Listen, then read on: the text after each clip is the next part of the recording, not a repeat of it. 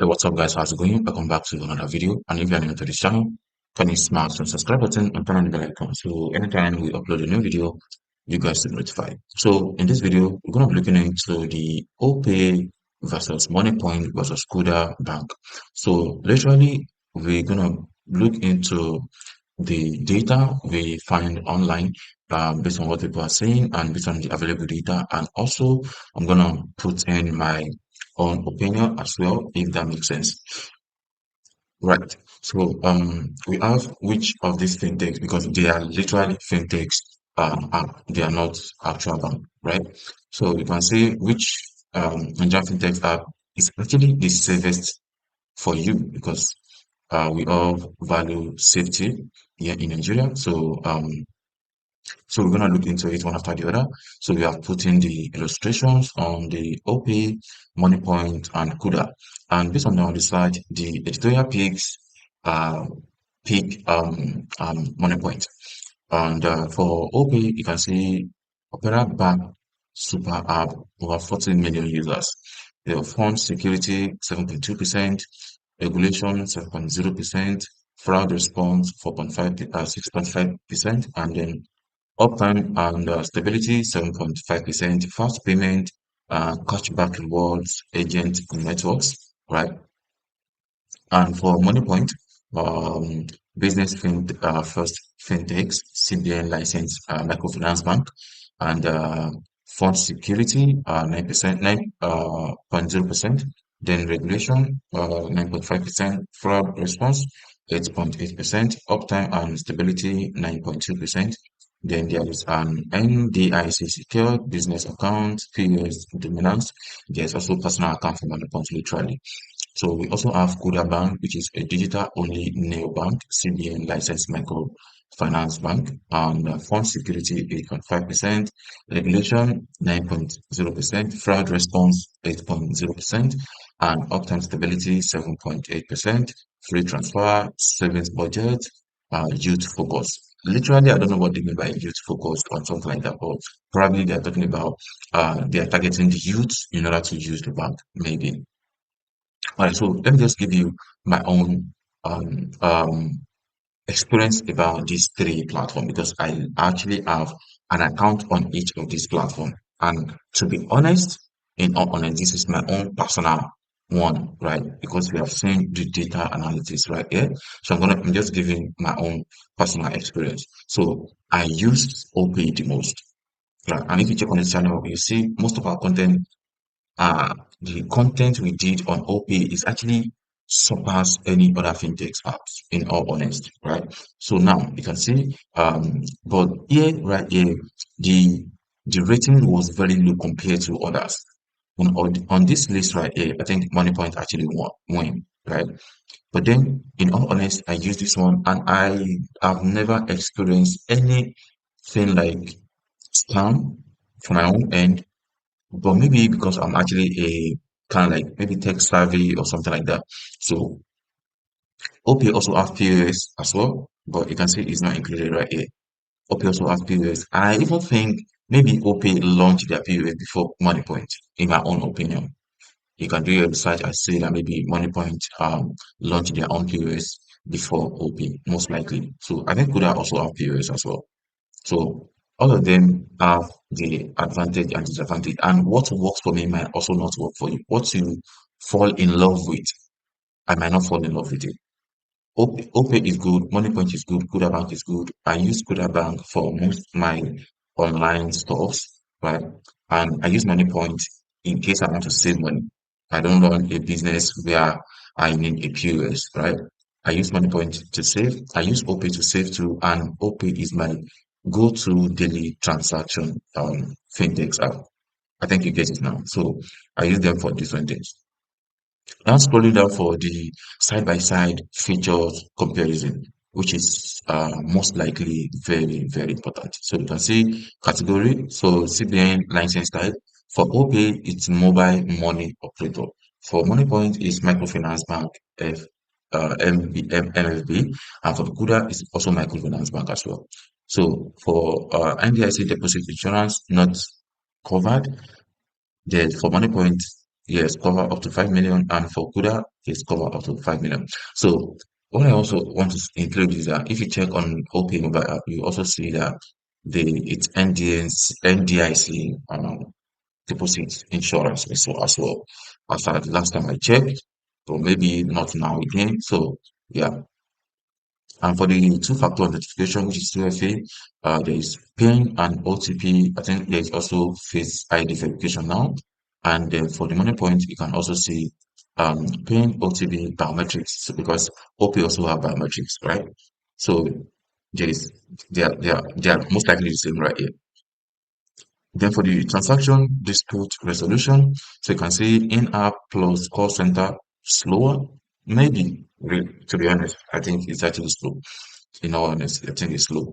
But for the money point, in-app dedicated business support, most likely you don't run a business, so I might not have much more idea on that. In-app plus live chat. So I never chat Kuda platform before because I never have issue that will warrant that. So I can't really say. Then failed transaction reversal. So within 24 to 72 hours, yeah, most likely.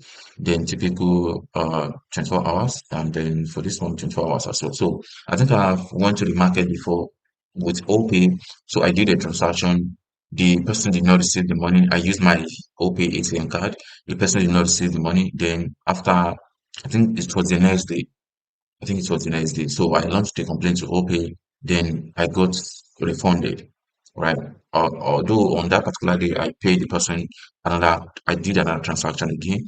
Then I let them know that if they were the one that actually did receive the money, they should let me know so they can refund me, right? So yeah, I think that works. Then daily transfer limit.